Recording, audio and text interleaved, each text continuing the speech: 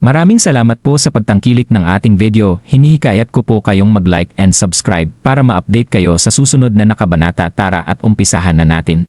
Walang nakakaalam kung anong tumatakbo sa isip ni Yvonne, pero bigla niyang niyakap ng mahigpit si Daryl para harangan ito mula sa suntok ni Leroy. Bam! Bumaon ang mabigat na kamao sa likod ni Yvonne. Kaya bumagsak si Yvonne sa yakap ni Daryl at walang tigil siyang sumuka ng dugo. Yvonne! Sigaw ni Daryl na halatang sobrang desperado. Hirap man pero pinilit pa rin ni Yvonne na magsalita. Takbo, bilisan mo, tumakbo ka na. Takbo? Walang aalis sa inyo. Walang emosyong sabi ni Leroy na tumakbo na naman ng mabilis para sugurin sila. Takbo, Daryl. Tumakbo ka na. Hirap na sabi ni Yvonne. Pagkatapos, biglang hinila ni Leroy si Yvonne. TSK, gusto mong iligtas yang Daryl na basura na yan. Gamit ang kanang kamay, sinakal ni Leroy ng mahigpit ang lig ni Yvonne, habang nanlilisik ang kanyang mga mata na nakatitig dito. Kung ganun, edi mas maganda kung mamatay ka na rin. Matagal na rin noong huling beses akong nakahigop ng enerhiya ng isang babae, at tutal inalay mo na rin ang sarili mo, wala na akong sasayangin pang panahon. Pagkatapos, hinawakan ni Leroy ang ulo ni Yvonne. Hindi makagalaw si Yvonne at ramdam na ramdam niya ang mabilis na pagkaubos ng kanyang enerhiya. Yvonne! Galit na sigaw ni Daryl. Hindi nagtagal, tuluyan nang naubos ang enerhiya ni Yvonne at tuluyan na siyang bumagsak sa sahig. Yvonne! Sa pagkakataong ito, hindi na napigilan ni Daryl na umiyak sa sobrang pagkadesperado. Sinabi sa kanya ni Monica noon na ang kapag naubos ang enerhiya ng isang babae, imposibleng tumagal pa ito ng isang araw. Sobrang nablangko na ang isipan ni Daryl at isa lang ang malinaw, galit na galit siya. Pitang na mo, Leroy. Papatayin kita.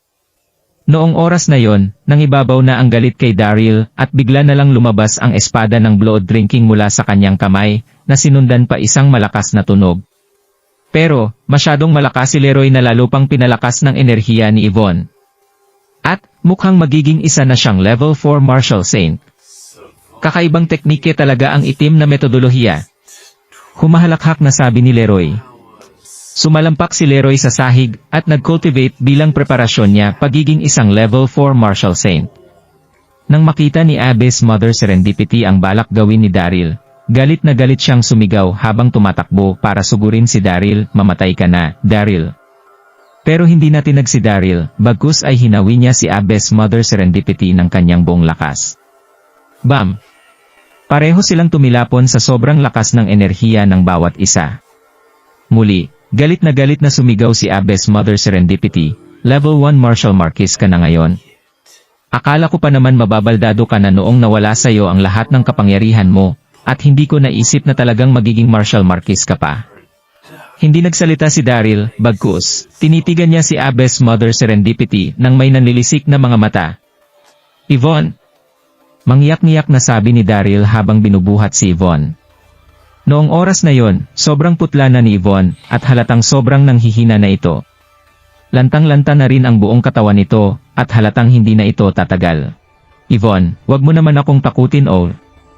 Mangyak-ngiyak na sabi ni Daryl, na halos hindi na makapagsalita sa sobrang pagkataranta. Sobrang nasasaktan siyang makita si Yvonne sa ganung sitwasyon. Ramdam na ramdam ni Daryl ang pahina ng pahinang paghinga ni Yvonne. Sumandal si Yvonne sa braso ni Daryl at pinilit niyang ngumiti, habang naghihingalong sinabi, ayos lang ako. Pagod lang ako.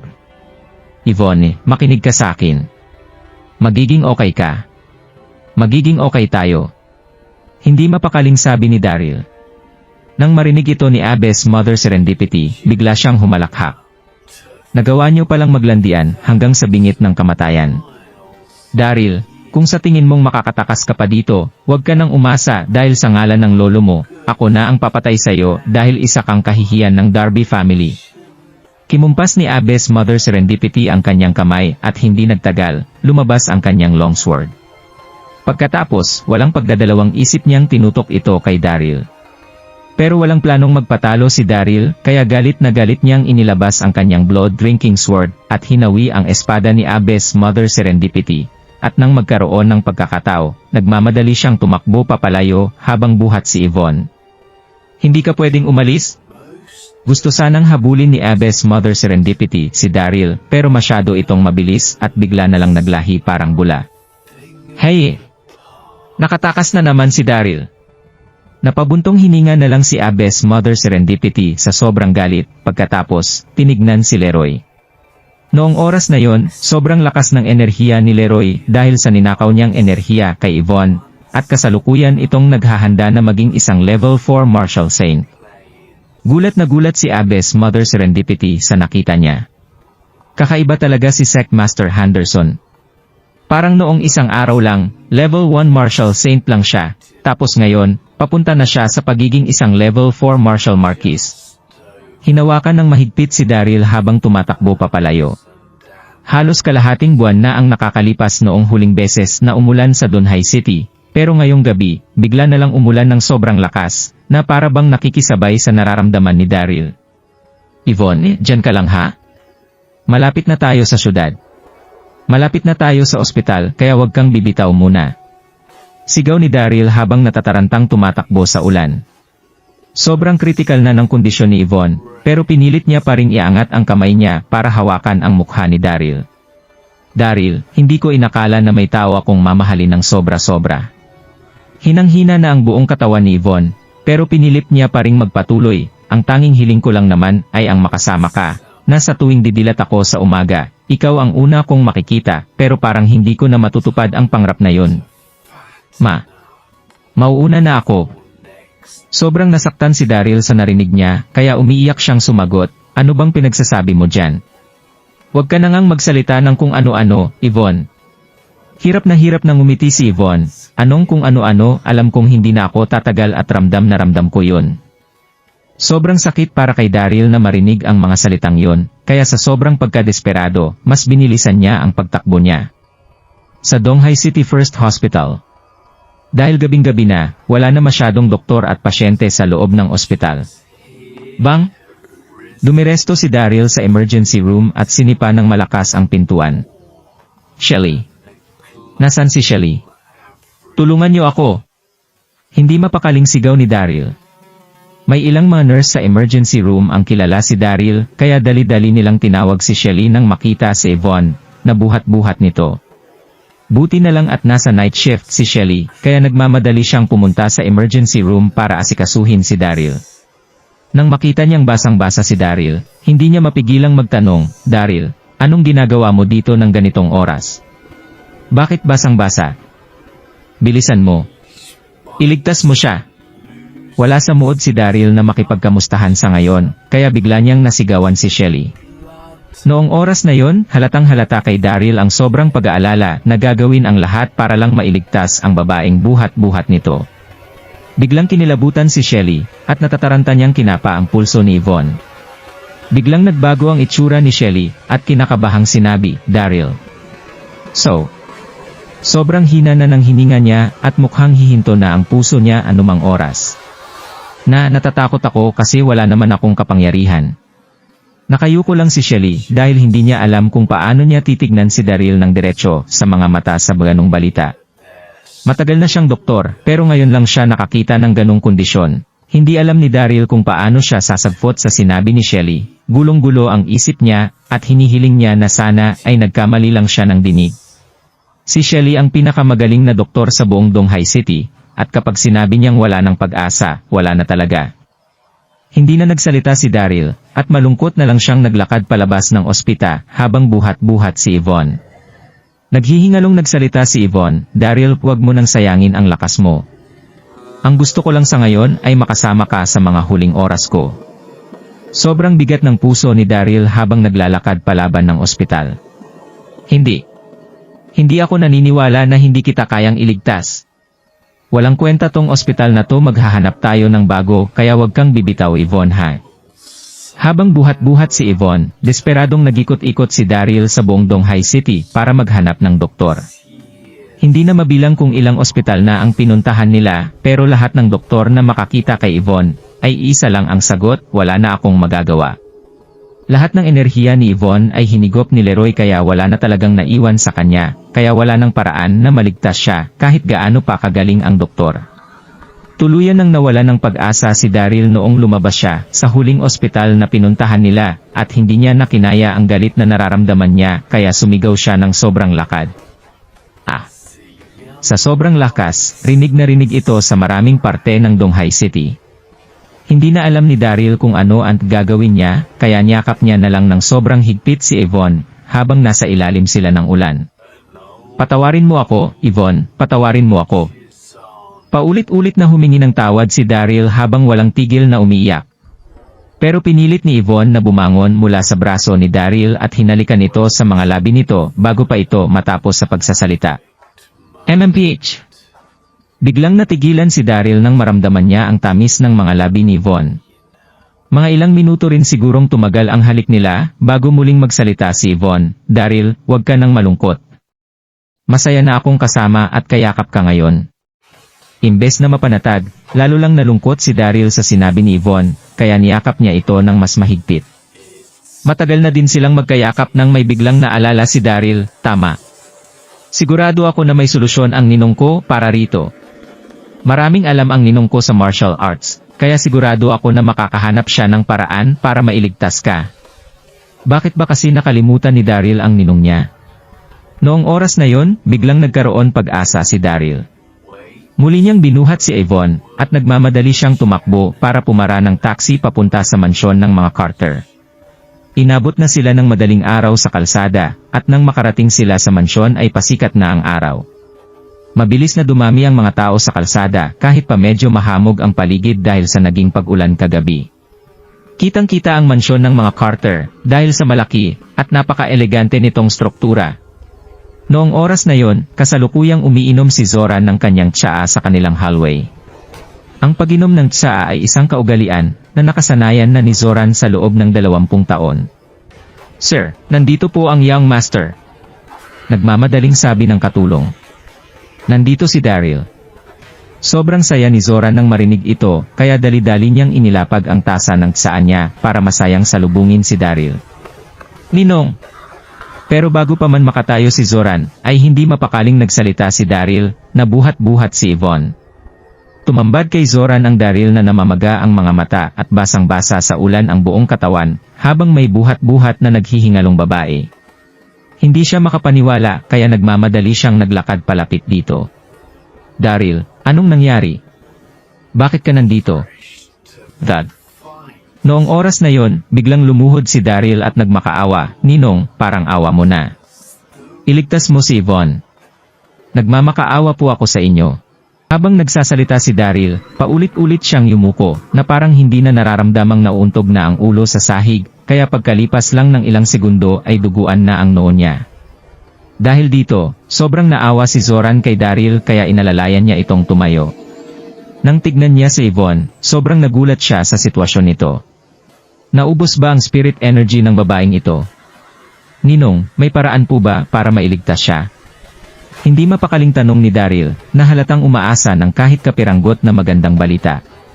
Maging si Zoran ay hindi na rin mapakali, pero sinubukan niyang kumalma habang sumasagot. Base sa mga narinig ko, may isang evil technique raw na ginagamit noong dekada, ang tawag doon ay dark method.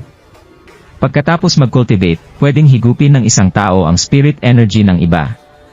Yun ba ang dahilan kung bakit nagkaganyan ang babaeng yan? Hindi napigilan ni Zoran na mapabuntong hininga bago magpatuloy, sobrang delikado ng teknike na ito at kapag tuluyan ng nahigop ang spirit energy ng isang tao, imposible nang magtagal sila at wala ni isang maaring makapagligtas sa kanila. Ano? Noong oras na yon, hindi na napigilan ni Daryl na umiyak habang nakaluhod sa harap ni Zoran, Ninong, kailangan niyo pong humanap ng paraan. Parang awa niyo na po.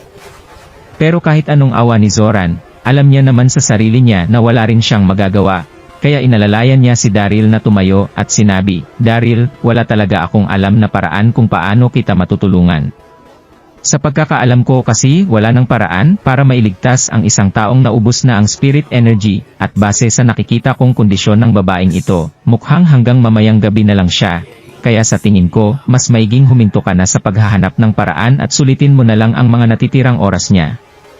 Dad. Noong oras na yon, biglang sumalampak si Daryl sa sahig, na para bang naubos ang lahat ng enerhiya niya. Kung pati ninom niya ay hindi alam kung paano tutulungan si Yvonne edi mukhang wala na nga talagang pag-asa. Noong oras na yon, hirap na ngumiti si Yvonne, at naghihingalong sinabi, "Daryl, pagod na pagod ako. Gusto ko lang sana munang magpahinga kahit sandali." Hindi alam ni Daryl kung ano ang isasagot niya, pero tumungo siya kay Yvonne, at kalmadong sinabi, "Sige, dadalhin muna kita sa kwarto para makapagpahinga ka." Pagtapos, binuhat niya kaagad si Yvonne. Habang naglalakad papalayo si Daryl, may pahabol na salita si Zoran, "Daryl, wag na wag mo siyang iwanan, at itanong mo kung may mga kahilingan pa siyang gustong matupad." Hindi na natapos ni Zoran ang sinasabi niya, dahil tuluyan nang nawala si Daryl kaya napabuntong hininga na lang siya. Ang hindi niya alam ay tumungo si Daryl habang buhat-buhat si Yvonne papunta sa kwarto niya. Pagkarating nila sa loob, maingat niya itong hiniga sa kama, at dahan-dahang kinumutan. Pinilit ni Yvonne na ngumiti kay Daryl at hinawakan ang kamay nito. "Daryl, naalala mo pa ba yung trip natin noon?" tanong ni Yvonne. Sobrang nanghihina na siya, pero abot tenga pa rin ang ngiti niya. "Walang kahirap-hirap mong hinuli yung pating, diba? Ang cool mo talaga." Alam ni Yvonne na hindi na siya tatagal at ayaw niyang makita si Daryl na malungkot, kaya sinadya niyang magkwento ng masasaya nilang alaala. Hindi nagsasalita si Daryl at nakatitig lang siya kay Yvonne. Nagpatuloy si Yvonne, nalason din yung asawa ni Dax noong trip na yun at sobrang natakot ang lahat, pero gumawa ka ng isang pill on the spot na alala ko kung paano ka pagtawanan ng lahat, pero lahat sila ay napanganga mo noong talagang nakagawa ka ng pill. Noong oras na yon, nakatitig lang din si Yvonne kay Daryl habang nagkwento.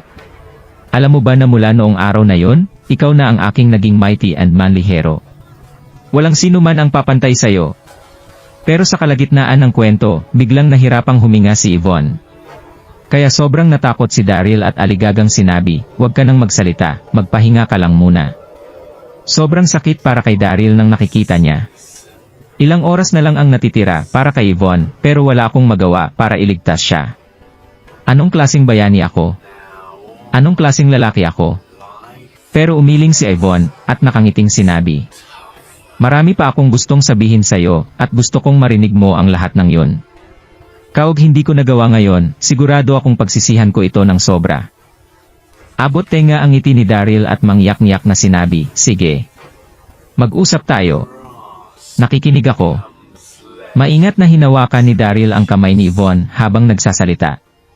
Noong oras na yon, may hindi maipaliwanag na pakiramdam ng magkahalong pagkapanatag at kalungkutan ang bumalot sa loob ng buong kwarto. Ngumiti si Yvonne kay Daryl at tinitigan ito ng diretso sa mga mata. "Dari, alam kong hindi ganun kaganda ang relasyon niyo ni Lily noon, at sobrang hindi kayo komportable sa isa't isa. Sobrang nag-alala ako sa inyo, pero sobrang naiinggit din ako sa kanya, kasi siya ang asawa mo, pero sana tandaan mo na kahit pamagalit na sayo ang buong mundo, nandito lang ako para sayo." Nagbuntong hininga si Yvonne, at nagpatuloy, "Pero alam kong nagbago ang relasyon niyo ni Lily mula noong sinaksak ka ni Abes Mother Serendipity. 2 araw na hindi natulog si Lily para bantayan ka, at doon ko nasabi na talagang mahal ka niya. Sobrang saya ko na nakahanap ka ng asawang handa kang alagaan at samahan sa hirap at ginhawa. Alam mo ba ang bagay na pinaka-pinagsisihan ko? Siguro yun ang hindi ako nagkaroon ng pagkakataon na mapangasawa mo." Noong oras na yon, ramdam na ni Yvonne ang pagod at gusto na niyang matulog. Pero natatakot siya na sa oras na ipikit niya ang kanyang mga mata, ay baka tuluyan niya nang hindi makita si Daryl. Sobrang nasaktan si Daryl sa mga narinig niya, at hindi niya na napigilang umiyak. Hinawakan niya ng mahigpit ang kamay nito, at humahagulgol na sinabi, "Yvonne, patawarin mo ako. Kasalanan ko ang lahat." That. Biglang lumuhod si Daryl at umiiyak na sinabi, "Yvonne, will you marry me?" Sobrang nanghihina na si Yvonne, pero parang biglang nagningning ang kanyang mga mata sa magkahalong gulat at saya na naramdaman niya. "Daryl, ikaw. Yvonne, will you marry me?" Muling sabi ni Daryl na may sobrang determinadong itsura. Abot tenga ang ngiti ni Yvonne, at walang pagdadalawang isip siyang tumungo. Oo. Ang tanging kahilingan ni Yvonne ay ang maging asawa siya ni Daryl, at syempre makasama ito sa mga natitirang araw ng buhay niya. Sobrang saya ni Daryl nang marinig ang sagot ni Yvonne. Pinunasan niya ang kanyang luha at tumayo. "Pumapayag ka?" Kung ganon, hindi ka na pwedeng umatras. Ngumiti lang si Yvonne at hindi na sumagot. Noong oras na yon, sobrang hina na ni Yvonne, pero hindi mapantayan ang kasiyahan na nararamdaman niya, kaya noong oras na nakita ni Daryl ang ngiti niya ay bigla itong natulala. Ilang segundo rin sigurong nakatitig si Daryl kay Yvonne bago siya mahimasmasan. Magpakasal tayo mamayang gabi. Sige. Nahihiyang sagot ni Yvonne. Kahit na baka isang araw na lang siyang mabuhay, para sa kanya, sapat na yon kung ang kapalit naman ay mapapakasalan niya si Daryl. Tumingin-tingin si Yvonne sa paligid niya at sinabi, pero mukhang marami tayong kakailanganin para sa kasal natin. Kailangan natin ng mga bulaklak, decoration. Wala tayong kahit ano. Tama, ang tanga ko naman. Napakamot ng ulo si Daryl. Ngumiti siya kay Yvonne at hindi mapakaling sinabi, bakit nga ba hindi ko naisip ang mga gagamitin ng asawa ko? Sandali, ako nang bahala. Pagkatapos magsalita niyo Daryl, nagmamadali siyang naglakad palabas ng kwarto, pero bigla siyang natigilan at nag-aalalang tumingin kay Yvonne. Yvonne, may iwan kang mag-isa. Sobrang hina na ng katawan ni Yvonne, at natatakot si Daryl na baka may mangyari dito habang wala siya. Ngumiti si Yvonne kay Daryl at sumagot, huwag kang mag-alala sa akin. Sige na. Hihintayin kita. Magpapakasal pa tayo. Sobrang saya ni Yvonne habang nagsasalita. Hindi alam ni Daryl kung anong isasagot niya, kaya tumungo na lang siya at nagmamadaling umalis. Pagsapit ng gabi, pawis na pawis si Daryl sa sobrang dami niyang dalang gamit noong bumalik siya sa mansyon ng mga Carter. Bumili siya ng napakaraming gamit sa kasal kagaya ng mga kandila, lantern at damit. At habang daladala ang mga yon, kumaripas siya ng takbo pabalik sa mansyon, dahil natatakot siya na baka mahuli siya, at tuluyan nang mawala si Yvonne. Noong naglalak siya papunta sa kwarto kung nasaan si Lily, nakita niya si Sarah na naglalakad papalapit sa kanya. Bro? Nakangiting bati ni Sarah. Bakit ang dami mo naman at ang dala? Ano ba yang mga yan? Regalo mo ba yan sa akin? Sobrang saya ni Sarah noong narinig niya sa isa sa mga katulong na nasa mansyon si Daryl, kaya nagmamadali niya itong hinanap. Mga gamit to sa kasal kasi ikakasal ako ngayon. Nakangiting sagot ni Daryl. Wow, ikakasal ka? Gulat na gulat si Sarah at masayang sinabi, marami ka bang inimbitang bisita? Nako, sigurado akong magiging sobrang enggrande nito. Yumuko si Daryl at umiling. Ayoko ng enggranda at ikaw lang ang nakakaalam na ikakasal ako.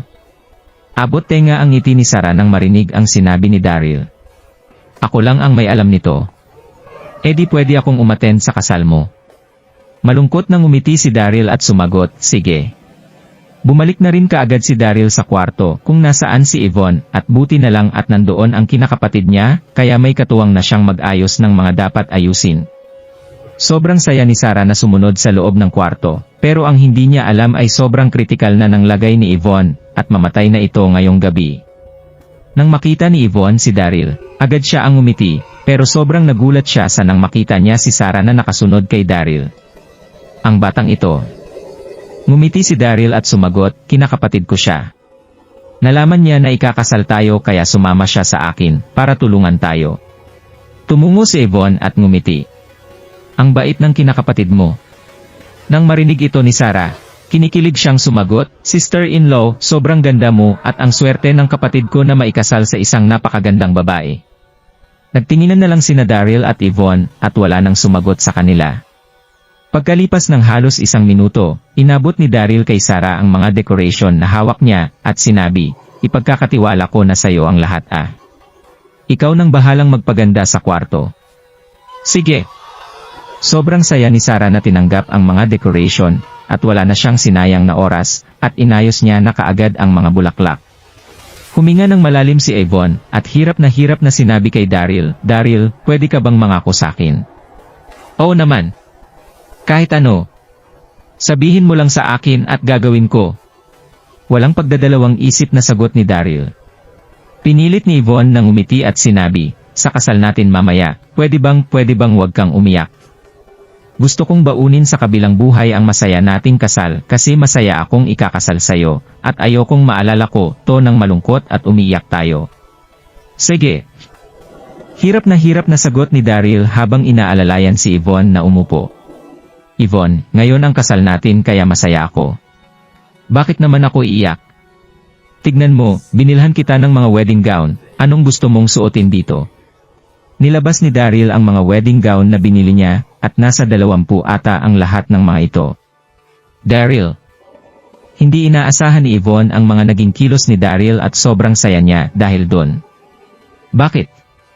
Bakit ang dami mong binili? Sa sobrang dami, hindi makapili si Yvonne. Nakangiting tinitigan ni Daryl si Yvonne, ngayon ang kasal natin, at gusto ko na maging sobrang ganda ng magiging asawa ko. Kailangan mas maganda ka ngayon kesa sa kasal mo noon. Siyempre, ang tinutukoy ni Daryl ay ang kasal ni Yvonne kay Jeremy. Huwag mo nang ipaalala yung nakakainis na pangyayaring yun. Sabi ni Yvonne kay Daryl. Si Daryl lang ang nag-iisang taong gusto niyang makasama hanggang sa huli niyang hininga kaya nakipag-annul siya kaagad kay Jeremy. Smack! Biglang nahimasmasan si Daryl at sinampal ang sarili niya. Para talaga akong baliw. At kailangan kong maparusahan. Bakit ko pa ba sinabi ang nakakakungkot na pangyayaring yun? Nagulat si Yvonne sa inawa ni Daryl kaya dali-dali niyang hinawakan ang kamay nito. Ano ka ba? Bakit mo sinaktan ang sarili mo? Dahan-dahang hinimas ni Yvonne ang mukha ni Daryl at nag-aalalang sinabi, masakit ba? Umiling si Daryl at nakangiting sumahot. Hindi no. Bakit ko naman sasaktan ang gwapo kong mukha? Natawa si Yvonne sa sinabi ni Daryl. Pagkatapos, tinuro ni Daryl ang mga wedding gown na nilabas niya at sinabi, anong gusto mong suotin sa mga yon? Tumungo si Yvonne at nakangiting tumuro na kinuha naman kaag ni Daryl. Inalalayan ni Daryl na magbihis si Yvonne at halos lumuwa ang mga mata niya nang makita niya kung gaano ito kaganda. Sobrang ganda ni Yvonne habang suot ang gown at bakat na bakat ang hugis ng kanyang katawan. Maputla man ang mukha niya pero dahil sa maganda niyang ngiti, sobrang ganda niya pa rin. Nang makita ni Yvonne na nakatulala sa kanya si Daryl, bigla siyang natawa at sinabi, kamusta? Pero masyado na siyang mahina, kaya muntok siyang matumba. Mabuti na lang at mabilis kumilos si Daryl at nasalo niya si Yvonne. Habang tumatagal, lalo isyang nasasaktan para kay Yvonne. Yvonne, kaya? Ayos lang ako. Pinilit ni Yvonne na tumayo ng tuwid at nakangiting tumingin sa salamin. Hindi pa ako nakakapag-makeup. Kailangan ko maging maganda habang kinakasal ako sa'yo. Tutulungan na kita. Pinipilit ni Daryl na pigilan ang sarili niya na huwag umiyak habang inaalalayan si Yvonne na umupo sa dressing table. Hindi ka pwedeng umiyak, okay? Nangako ka na sa'kin. Sabi ni Yvonne nang makitang luhaan ang mga mata ni Daryl. Pagkatapos, kinuha ni Yvonne ang brush at nag-makeup. Tahimik lang na nakatitig si Daryl kay Yvonne. Hindi nagtagal, natapos na si Yvonne sa kanyang pagme-makeup at sa isang kisap mata lang ay biglang nabuhayan ang namumutla niyang mukha. Abot tenga ang ngiti ni Yvonne na tumingin kay Daryl at sinabi, kamusta ang itsura ko? Hindi masyadong makita ni Daryl si Yvonne dahil puno na ng luha ang mga mata niya, kaya nakayuko lang siya nang sumagot, sobrang ganda mo. Ikaw na ata ang pinakamagandang bride na nakita ko sa buong buhay ko. Nalungkot si Yvonne nang makita ang reaksyon ni Daryl pero hindi na lang siya nagsalita at bagkus, masayang nagpatuloy, anong gusto mong pangalan ng anak natin? Lalong naiyak si Daryl sa narinig niya pero ayaw niyang masira ang momento kaya sumakay na lang siya. Kailangan maganda ang pangalan ng mga magiging anak natin. Pag lalaki, Supreme ang ipapangalan natin, at kapag babae naman ay Fortune para kapag magkasama sila, tatawagin natin silang Supreme Fortune. Sobrang natawa si Yvonne nang marinig ang sinabi ni Daryl, pero bigla siyang humagulgol ng iyak. Hindi ko nga alam kung aabot pa ako bukas, kaya bakit ba pinag-uusapan pa namin ang tungkol sa anak? Yvonne, huwag ka nang umiyak, huwag ka nang umiyak.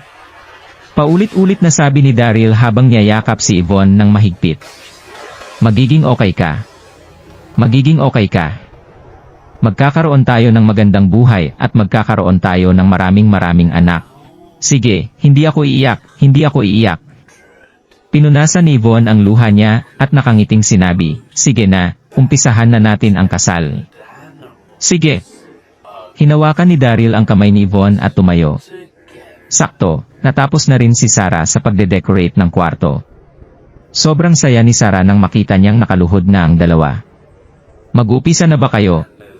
Sige, ako ang magiging witness nyo. Pagkatapos magsalita ni Sarah, naglakad siya palapit sa dalawa, at abot tengang ngiting sinabi, "Nandito tayo ngayon." Nagnitan sina Daryl at Yvonne, at sabay na yumuko, habang magkahawak ang mga kamay. Nagpatuloy si Sarah, "Ang pangalawang yuko naman, ay bilang respeto sa ating mga ninuno." Muli, yumuko sina Daryl at Yvonne. Nararamdaman ni Daryl na nanginig ang buong katawan ni Yvonne na parabang nagpipigil ito ng iyak. Si Yvonne ang nag-iisang anak ng Young family, kaya kahit natural lang na pangarap niyang masaksihan din ng tatay niya ang kasal nila ni Daryl, pero dahil sa nangyari, hindi niya alam kung makakapagkita pa sila ulit, at sobrang nalulungkot siyang maisip yun. Pagkatapos nilang yumuko, tumayo si Daryl at inalalayan si Yvonne. "Bro at Miss Yvonne, bagay na bagay kayo, isa nakakaingit naman. Hinihiling ko ang walang hanggang kaligayahan para sa inyong dalawa, at sana ay magsama kayo hanggang sa pagtanda nyo." Oo, magkasama hanggang pagtanda. Sa pagkakataong yon, hindi na napigilan ni Yvonne na umiyak. Kaya sobrang nagalala si Sarah. "Yvonne, bakit? Ano bang nangyari? May nasabi ba akong masama?" Isip ni Sarah. "Hey!" Huminga ng malalim si Daryl at pinilit niyang ngumiti. Wala, excited lang siya. Tumungo lang si Sarah pero nakukutuban niya pa rin na may mali. Hindi ba dapat tumatawa siya? Bakit siya umiiyak? Ngumit na lang si Sarah at nagpatuloy, "O siya, oras na para pumasok kayong dalawa sa bridal chamber, kaya hindi ko na kayo istorbohin." Pagkatapos magsalita, nagmamadaling umalis si Sarah. Noong oras na yon, ramdam na ramdam ni Daryl na lalong lumala ang paghinga ni Yvonne, kaya mahinahon niyang sinabi, "Yvonne, humiga ka muna sa kama nang makapagpahinga ka." Tumungo si Yvonne at hinayaan niya si Daryl na buhatin siya, habang nakayakap siya sa lig nito. Pagkahiga ni Yvonne, malumanay siyang nagsalita, "Magpahinga ka na rin. Alam kong sobrang napagod ka kasi buong magdamag mo akong binuhat." Ngumiti si Daryl at tumingo, "Sige." Sa oras na yon, pareho ang tumatakbo sa isip nila na kahit anuman ang mangyari, ang importante ay ang ngayon, at ang gusto lang nilang gawin ay ang sulitin ang bawat segundong magkasama sila. Noong pahiga na si Daryl sa kama, biglang nagbukas ang pintuan ng kwarto. Creak! At may isang babaeng may balingkinitang pangangatawan ang pumasok. Si Susan. Gulat na gulat si Daryl na makita ito, kaya dali-dali siyang napatayo. "Paunti, Susan. May nangyari po ba?" Medyo nahiya si Yvonne dahil bigla niyang naramdaman na nasa bahay siya ng iba. Nang makita ni Susan ang mga decoration sa kwarto, nagtataka siyang nagtanong, "Kinasal ba kayo?" Kahit na nagtatanong si Susan, hindi naman ibig sabihin ay kontra siya. Tumungo si Daryl at sumagot, "Opo." Naubos na po ang spirit energy ni Yvonne, kaya wala na po kaming sapat na oras. Pareho naman po naming gustong magpakasal, kaya wala na po kaming sinayang na oras, dahil ayaw po naming magsisi sa huli. Tumungo si Susan at sumagot, "Daryl, base sa nakikita ko, mukhang mahal na mahal mo si Yvonne, pero wag ka nang malungkot, dahil mukhang may alam akong paraan para mailigtas siya." Ano? May paraan pa para mailigtas si Yvonne? Sobrang saya ni Daryl na marinig ang sinabi ni Susan, kaya hindi siya mapakali nang sumagot, "Auntie Susan, sabihin niyo po sa akin. Paano ko po maililigtas si Yvonne?" Ngumiti si Susan at umiling. "Sige, sasabihin ko sayo, pero kaklaruhin ko lang na hindi rin kayo dapat masyadong umasa sa paraang ito." "Oo ba?" Tumango si Daryl. Nagkaroon man lang ng pag-asa, pero maliit lamang ito. Huminga ng malalim si Susan, habang kinakagat niya ang kanyang labi. "At saka, pwede ko sabihin sayo kung paano mo siya ililigtas, pero dapat mangako ka muna sa akin ng isang bagay." Sa gayon, parang siya ay nalito ng kaunti. "Kahit ano pa yan, Tita Susan." Tumango si Daryl at sumagot ng walang pag-aalinlangan. Huminga ng malalim si Susan bago niya tingnan ng seryoso si Daryl. Ito ay tungkol kay Rachel, noong pinaglaruan kanya sa Peach Blossom Forest. Ayokong sabihin sa ninong mo. Huwag mong babanggitin sa kanya ito kahit kailan. Ito pala ay tungkol sa isang insidente. Pinapangako ko sa'yo, hindi ko to babanggitin kahit kailan. Sumang-ayon agad si Daryl at tumango. Ang gawin ito ay walang anumang kumpara sa buhay ni Yvonne. Ngumiti si Susan. "Mabuti kung ganun. Sasabihin ko sa'yo. Ang kakayahan ng babaeng ito ay hinigop gamit ang Dark Method. Sinaunang panahon pa ang Dark Method, 1,000 taong paglilinang ang ginawa rito galing sa bagong mundo. Siguro, ang marunong sa method na ito na galing sa New World ang makatutulong sa kanya. Kapag dinala mo siya sa New World, baka mayroon pang pag-asa. Pero, mayroon lamang siyang natitirang kaunting oras. Sa tingin ko ay hindi mo siya kayang iligtas sa tamang oras. Bagong mundo, napaisip si Daryl. Totoong natanggap ni Leroy Henderson ang Dark Method Manual galing sa hari ng Bagong Mundo. Si Yvette ang New World Princess, siguro ay mayroon siyang solusyon para rito. Yvonne, kailangan kong tumawag, agad na sinabi ni Daryl bago siya lumabas. Sa labas, nilabas niya ang kanyang phone at tinawagan si Yvette. Sa huling pagpupulong ng klase, hiningi niya ang numero ni Yvette. Nanonood si Yvette at Lily ng pelikula. Sila ang agaw pansin sa loob ng sinehan. Ang mga kalalakihan ay mas nagbibigay pansin sa kanila kaysa sa pelikula. Lily, nasaan ang asawa mo? Biglang natanong ni Yvette. Nakaramdam pa rin siya ng pagkapahiya mula sa pagkakagapos niya sa isang puno pagkatapos pahirapan ni Daryl gamit ang formations hanggang sa nakiusap siya na tumigil na ito. Pero, ito ang kanyang paghihiganti niya kay Daryl, hindi siya napigilan na makipagkaibigan pa rin kay Lily. Nakikita rin ni Yvette na walang alam si Lily na si Daryl ay isang indomitable Darby. Ang asawa ko, tanong ni Lily habang may hawak na popcorn. Hindi pa bumabalik ang asawa ko, 2 araw na. Hindi ko rin siya matawagan. Bakit mo natanong? Tumawa siya. Wala naman, nag-iisip lang ako ng pwede nating mapag-usapan. Namula si Yvette. Gusto nang sumabog sa galit nito habang naiisip niya kung paano siya pinahiya ni Daryl. Ang nagpalala pa ng sitwasyon ay noong mahuhuli ng 12 Royal Guards si Daryl, isang lalaki at isang babae ang nagligtas sa kanya. Matagal na siyang hinahanap ni Yvette para pagbayaran nito ang pagpapahiyang ginawa sa kanya. Pero parang naglaho na lang siya bigla sa mundo. Tumunog ang phone ni Yvette. Tahimik sa sinihan, ang tumutunog na phone ni Yvette ang nagbigay pansin sa buong sinihan. Lily, hintayin mo ako ah. Kailangan ko lang sagutin tong tawag na to, sabi niya kay Lily. Mabagal siyang tumayo at nagpaumanhin sa mga tao at lumabas na ng sinihan. Ang akala niya ang tawag na ito ay galing sa isa sa mga lalaki niya pero natigilan siya noong nakita niya na galing ito kay Daryl. Anong karapatan nitong tawag siya? Kinagat niya ang kanyang labi at sinagot ang tawag. Yvette, hihingi sana ako ng pabor. Kailangan mo akong tulungan. Nag-aalalang sinabi ni Daryl. Hayop ka, Daryl. Pinahiya mo ako pero gusto mong tulungan kita. Ako si Princess Yvette na hindi kailanman yumuko at nagmakaawa sa kahit na sino. Ni hindi ko man lang nabayaran ang kahihiyan na nangyari, tapos gusto mong tulungan kita. Mangarap ka, sa isip ni Yvette. Nakasisindak na tumawa si Yvette. Daryl, Indomitable Darby. Ikaw ang master ng sekta ng Elysium Gate. Anong kailangan mong hingi na pabor sa akin? Yvette, ang mabait kong kapatid. Kailangan mo akong tulungan, iritang sagot ni Daryl. Anong kapatid? Sinong kapatid mo? Galit na ipinadyak ni Yvette ang kanyang mga paa. Noong formation, tinawag mo akong kuya. Mas matanda ako sa'yo, hindi ba normal na tawagin kitang kapatid? Eksplanasyon ni Daryl. Gusto niya itong gamitin para mas lumapit ang loob nila ni Yvette. Alam niyang maiirita ito lalo sa ginagawa niya. Anong karapatan mong ungkatin ang nangyari noon? Galit na sumigaw si Yvette. Ang nakaraang oras, ginawang makati ni Daryl ang buong katawan nito noong formations, nagmakaawa lamang ito sa pamamagitan ng pagtawag sa kanya ng kuya. Ang lahat ng ito ay nakaraan na, anong karapatan niyang ungkatin ito muli? Daryl, pagkatapos ng lahat, gusto mong tulungan pa rin kita. Naririnig mo ba yung mga sinasabi mo? Malamig na sagot ni Yvette. Si Daryl ay balisa na at tagaktak na ang pawis habang sinasabing, Yvette, alam kong galit ka pa rin sa akin. Hindi kita dapat tinrato ng ganun sa formation.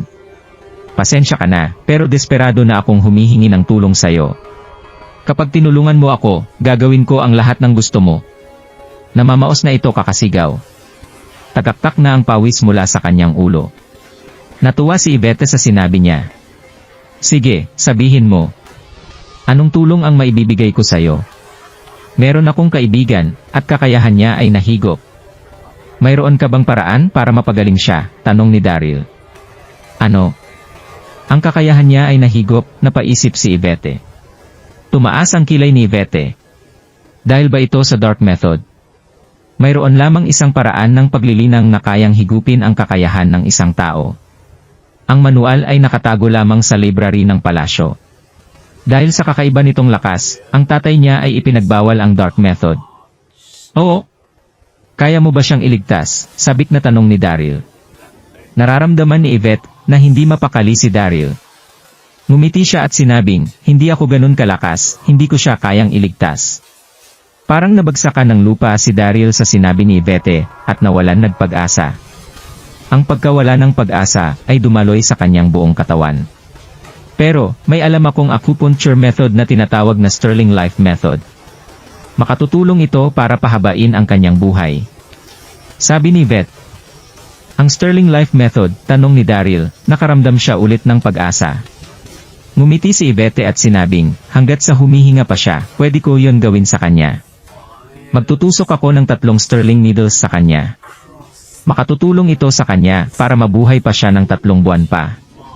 Pero, sa 3 buwan nang yon, siya ay walang malay. Hindi siya makasasalita at makagagalaw. Punong-puno ng pagmamabayang si Yvette, habang nagbibigay ng eksplanasyon. Mayroon lamang higit kumulang na 5 tao na kayang gawin ang method na ito. Para matutunan ang method na ito, nakiusap siya sa master ng method na ito ng matagal na panahon, doon lamang naipasa sa kanya ang kakayahan na ito. Parang awa mo na. Tulungan mo akong pahabain pa ang buhay niya, nagmamakaawang sinabi ni Daryl. Kahit na hindi niya mailigtas si Yvonne, hanggat sa kayang pahabain ni Yvette ang buhay nito para sa isa pang 3 buwan, makahanap pa siya ng ibang solusyon para mailigtas ito. Bakit ko naman gagawin yon? Bakit ko siya ililigtas? Sabi ni Yvette sa phone. Gagawin ko ang lahat. Hanggat sa kayang kong gagawin ko, balisang sabi ni Daryl. Gagawin mo ang lahat, nakasisindak na tanong ni Yvette. Oo. Basta pumayag kang tulungan ako, gagawin ko ang lahat ng gusto mo, huminga ng malaim si Daryl, hindi man lang siya tumigil para mag-isip. Napaisip sandali si Yvette at mabagal na sinabi, sige, tutulungan kita ngayon. Pero hindi ko pa alam kung anong gusto kong ipagawa sa'yo. Kaya dapat lang na hindi mo sirain ang pangako mo. Seryosong sumagot si Daryl, huwag ka mag-alala. Pinaninindigan ko ang mga sinasabi ko.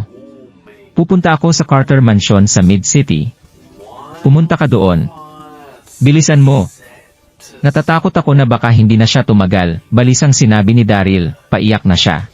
Makalipas ang 3 oras, nakarating na si Yvette sa Carter Mansion. Nagulat siya kung gaano kaganda ang lugar. Pakiramdam niya ay nasa sinaunang panahon siya dahil sa design ng mansyon na ito. Natigilan siya sa ganda ng paligid. Halatang halata na mayaman sila. May mga chismis na tinanggap ka ni Zoran bilang inaanak niya. Mukhang totoo ang chismis na ito. Tumawa siya kay Daryl. Hindi niya mapigilang sabihin na, at saka, ang mga Carter ay malinaw na mayayaman, ang ganda ng mansyon na ito. Walang ganang makipag-usap si Daryl, pinilit na lang niyang ngumiti at tinuro sa kanya kung saan ang inner court. Noong pumasok na sila sa kwarto, natigilan si Yvette nung nakita niya si Yvonne sa kama. Tanong niya, siya ang tao na gusto mong iligtas.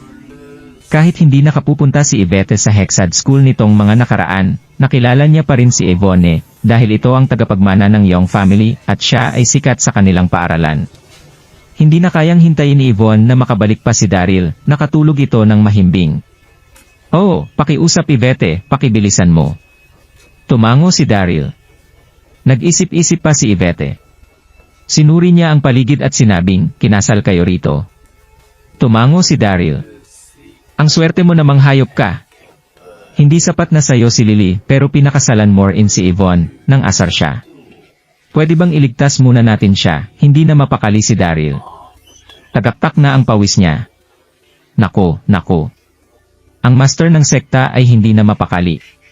Tandaan mo ang pangako mo. Tumawa si Yvette. Oo. May utang ako sayo, tumango si Daryl. Tumango si Yvette sa kasiyahan. Pinilantik niya ang kanyang pulso, at may lumabas na 3 karayom dito. Pinuntahan niya si Yvonne, at dahan-dahang tinusok ang kanyang braso. Magaan niya itong nagawa, hindi binigyan ng masyadong lakas. Nakatayo lamang si Daryl sa tabi niya, tahimik, parang walang balak huminga. Malinaw niyang nakikita ang lugar kung saan itinusok ni Yvette ang mga karayom. Sa isang pagkakamali, pwedeng mamatay si Yvonne. Sa kabutihang palad, hindi nagpakita ng kahit anong masamang nararamdaman si Yvonne. Ayan. Tapos na, sabi ni Yvette habang tinutusok niya ang huling karayom kay Yvonne. Pumalakpak siya. Ang namumuting mukha ni Yvette ay nagkaroon na ng kulay. Pero, tahimik pa rin siyang nakahiga sa kama, mahimbing na natutulog. Hindi siya nakagagalaw at nakasasalita.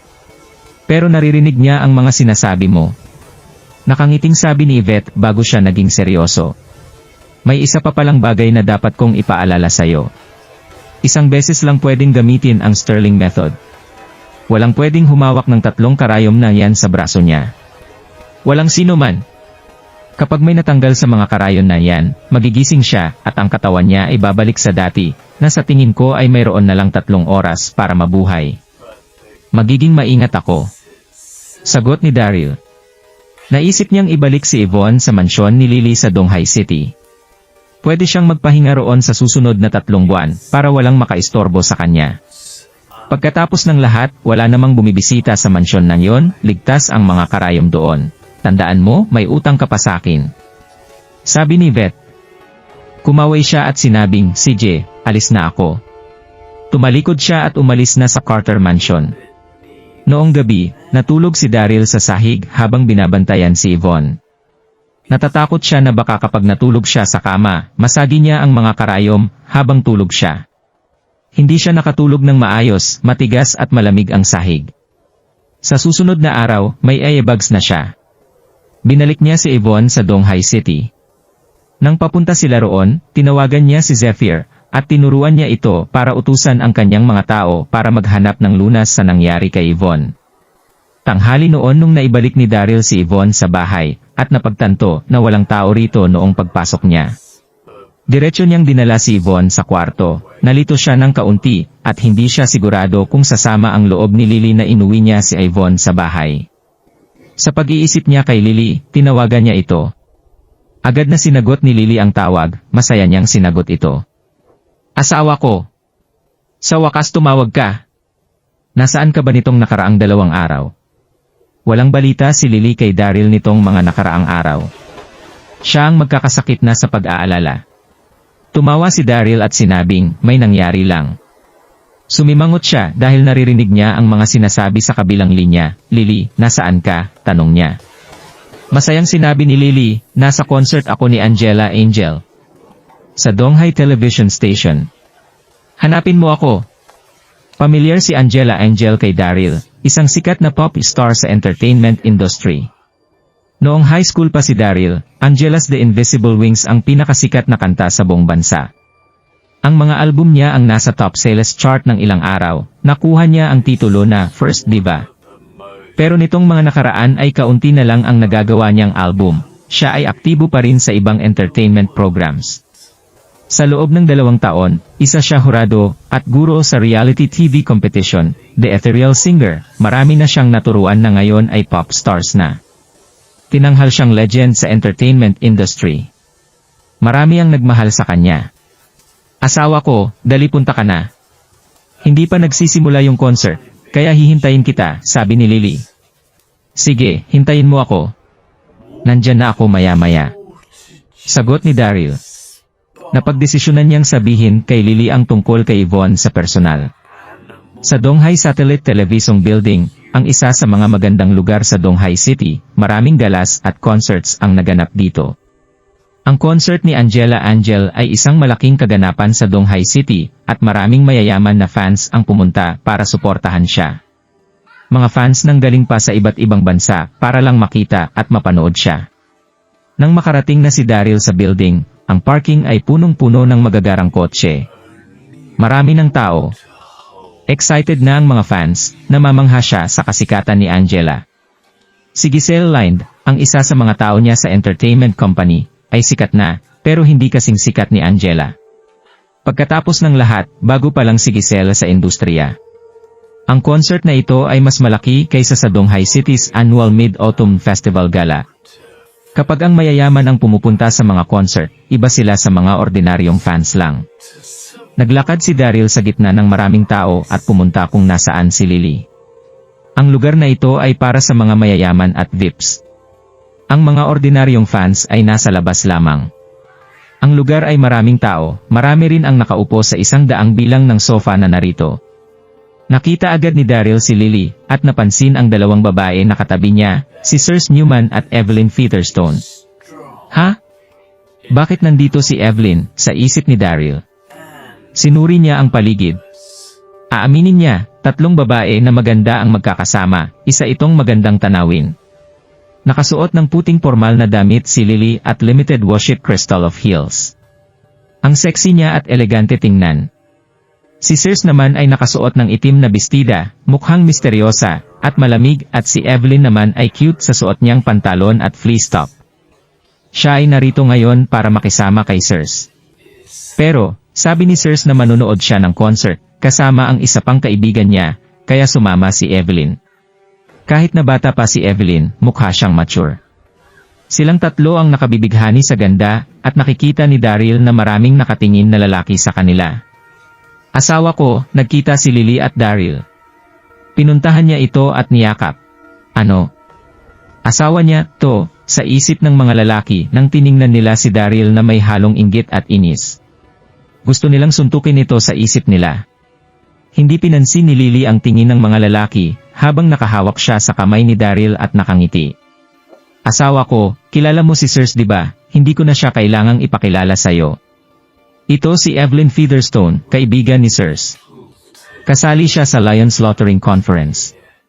Kung tama ang pagkaalala ko, naglaban kayong dalawa noon.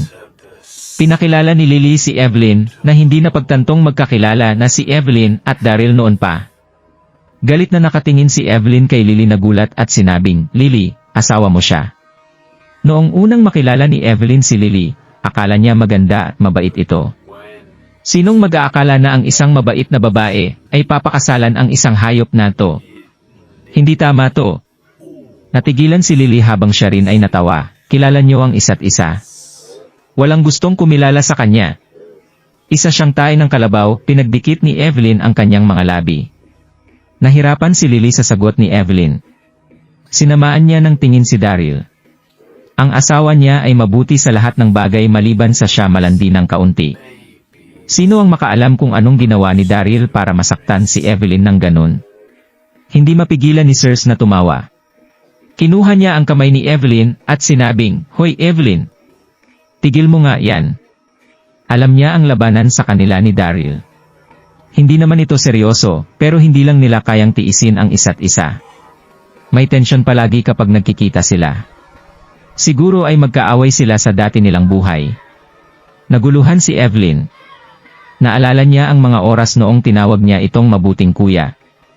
Ang mas nakakainis pa sa kanya, ay inutusan siya nitong tawagin siyang master. Miss Evelyn, matagal na tayong magkakilala. Sa tingin ko ay hindi magandang magsabi ng masama tungkol sa akin tuwing nakikita mo ako, di ba? Pang-aasar ni Daryl. Galit din si Daryl dahil dito. Noong huli ay nasa bar siya kasama si Meghan, at ang mga kaibigan ni Evelyn, nalasing sila. Nang magising siya, ang Supreme Mystery Scripture niya at Celestial Silkworn Armor ay wala na. Hindi pa kita nababayaran sa ginawa mo noon, pero ngayon nagsasabi ka ng masasamang bagay tungkol sa akin, sa isip ni Daryl. Sa kaiisip niya, lalo rin siyang nagagalit. Ngunit, nasa tabi niya si Lily, hindi siya pwedeng sumabog, kaya naman pinigilan niya ang kanyang galit. Bigla na lang may nagsalitang boses galing sa malayo, Daryl Darby.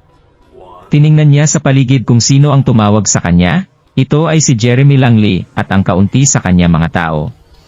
Mukha silang galit na gumawa ng eksena si Daryl noong kasal nil Annie Von. Gayunpaman, isang playboy si Jeremy. Dahil hindi niya nakatabi matulog si Yvonne, agad pagkatapos niya, may nakilala siyang isa pang babae na nagngangalang Vera Burns. Gusto niyang dalhin si Vera sa concert ni Angela, at siguro pagkatapos ay dadalhin niya ito sa hotel para magsaya pagkatapos ng concert.